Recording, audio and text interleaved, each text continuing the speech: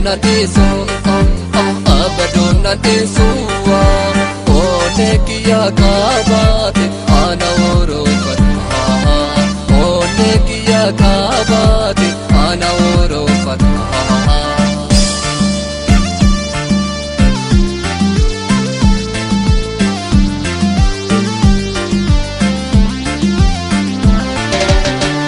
Kitu akabitu kalama maluma kiya enohima onne kiya anatinti garako ananara jalada hamakana uno akana namote jalada hamakana uno akana namote daka hima warri jallatana gartane ana kabe malumam nate jaditan jalale kan ansodate kan to faate ishe argo arne kiya wo naide hima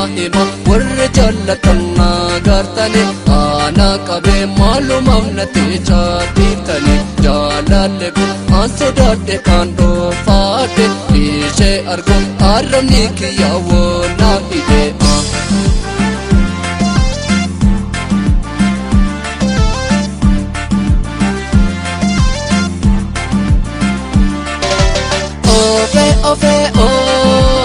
Ofe ifana baze Jalali mujati onne kiya karsase abadona deso abadona deso onne kiya kabate ana orofat onne kiya kabate ana orofat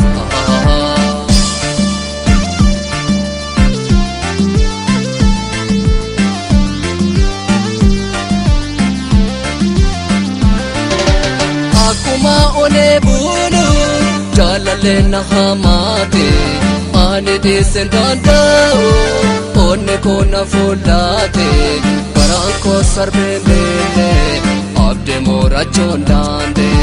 paranko sarbe mele abde mora chondande daka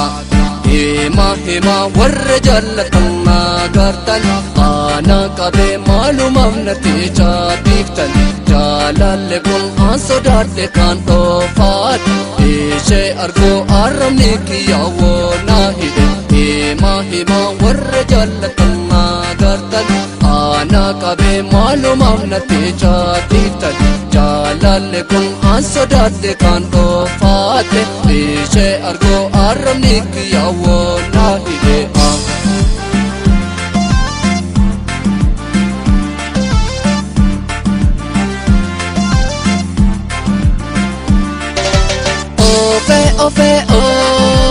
Ofe ifana baze jalali mujati onne kiya karsase abadona deso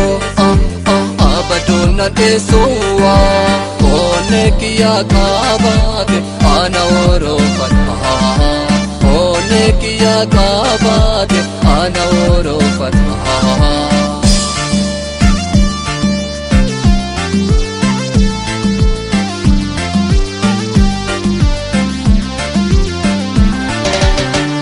Kitu akabitu kalama maluma kiya enohima onne kiya anatinti garako ananara jalada hamakana uno akana namote jalada hamakana uno akana namote daka